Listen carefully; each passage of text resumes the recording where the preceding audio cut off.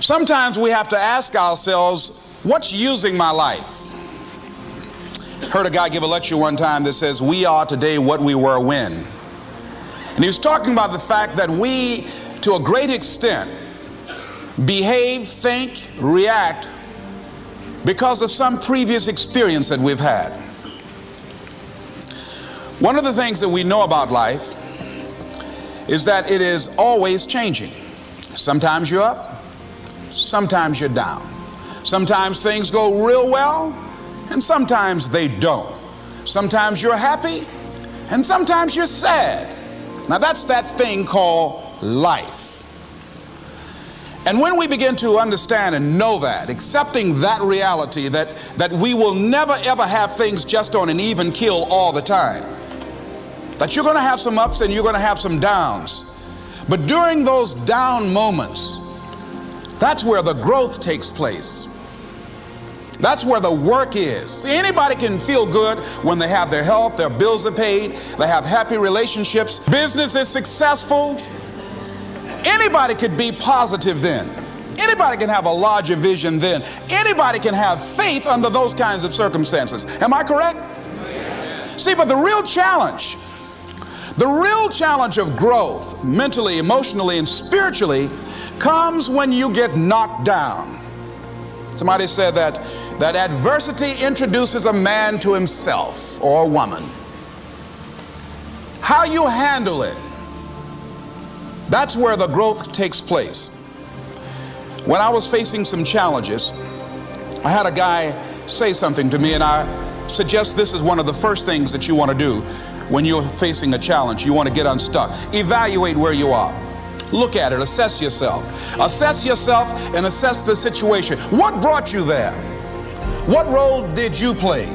Earl Nightingale had a saying I like. He said, all of us are self-made, but only the successful will admit it. What has brought you to this point? What did you learn from it?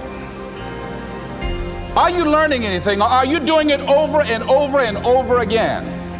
Somebody said that insanity is doing the same thing in the same way, expecting a different outcome. Are you going through it, or are you growing through it? Are you bigger and better because of it? Because it's not going to leave you until you grow through it.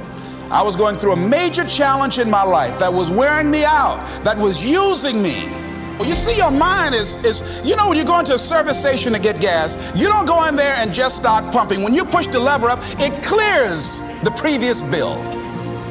By the same token, if you want to begin to move, you've got to clear your mind of all the unnecessary luggage and baggage that's weighing us down. I couldn't move, I couldn't think about what am I going to do to get out of this situation, because I was so concerned about what happened and what he did to me and how bad it was. I was so stuck in that I couldn't even focus on what I should have done. Feeling sorry for myself and angry, and none of that was taking me anywhere. So pretty soon I learned through effort, made a conscious, deliberate, determined effort. I had to let it go. I had to forgive it. Let it go and begin to focus on developing myself. And I say to you, you're going to have people to do things to you. Things are going to happen to you. And the most important thing to do is to harness your will and let it go and move so you can grow, so you can get on with your life. It doesn't matter about what happens to you. What matters is, what are you going to do about it? All of us have experienced some tragedy, and if we haven't, we will. And you can either let it destroy your life, or you can build upon it. You can permit it to let it hold you down, or you can decide, I'm not going to let that happen to me. I'm bigger than this. Make a declaration to yourself. Declare all out war that you're going to get out of this rut. I don't care how good you are. I don't care how talented you are. I don't care how much you work on yourself. There are some times when things aren't going to go right. They just are not going to go right. There are times when anything that can happen will happen. Murphy's Law will be knocking at your door. Why? I don't know why. That's called life. And you have to deal with it. Sometimes your life will be in a slump, just like sports. Some of the best shooters can't hit baskets different times in games. They get in a slump. Do they sit on the sideline and say, I just didn't hit a basket today?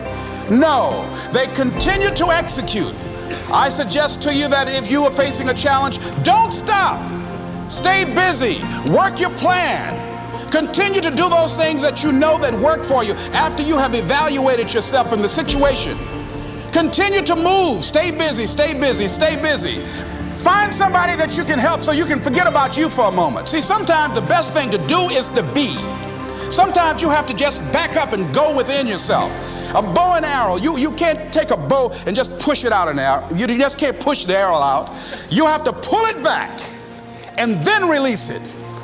Sometimes you have to back up and go within and pray and meditate and recharge your batteries. Go away, clear your head, and then come back and look at it from a different vantage point.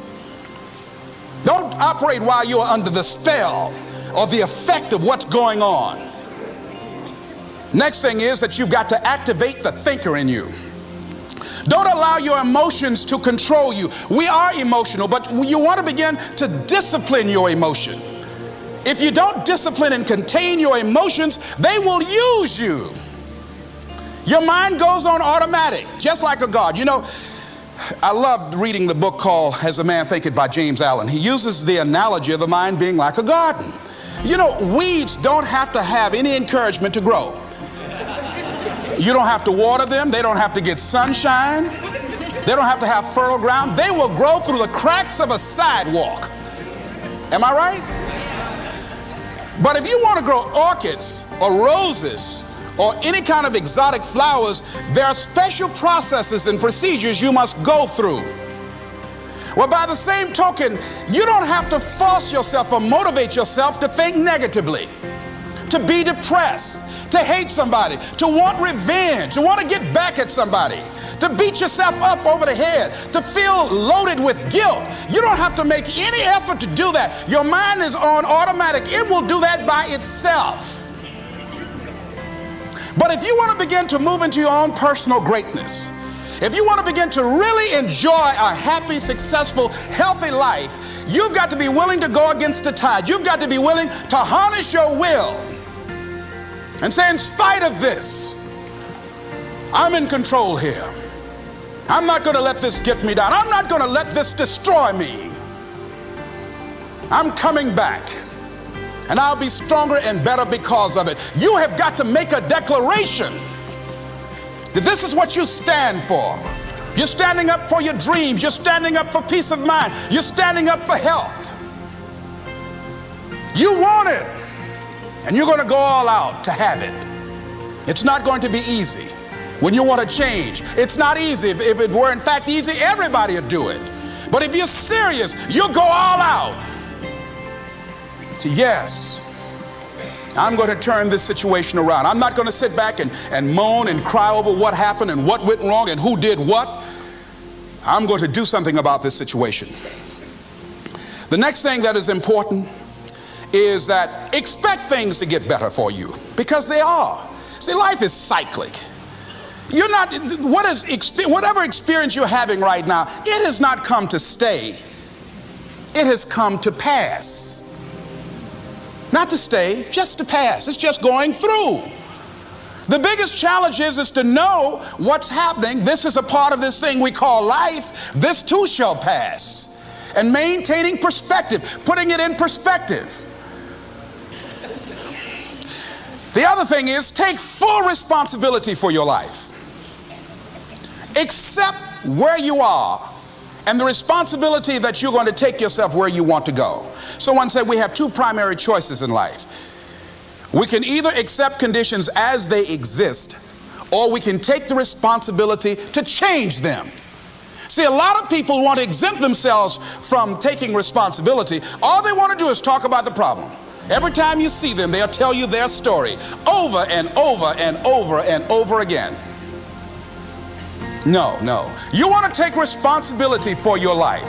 I got me here, I can get me out of this.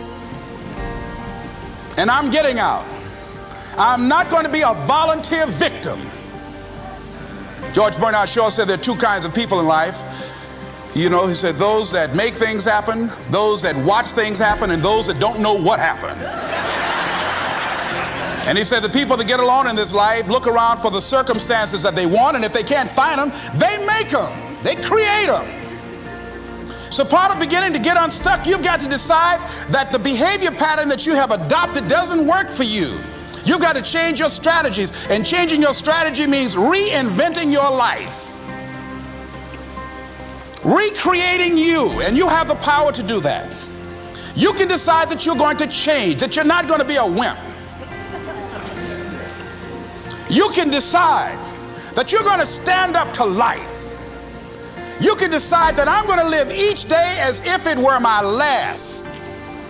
You have the power to make that decision. You can decide I'm going to work on myself and develop myself.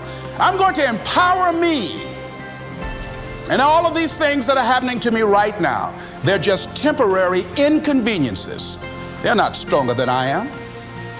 I'm in charge here.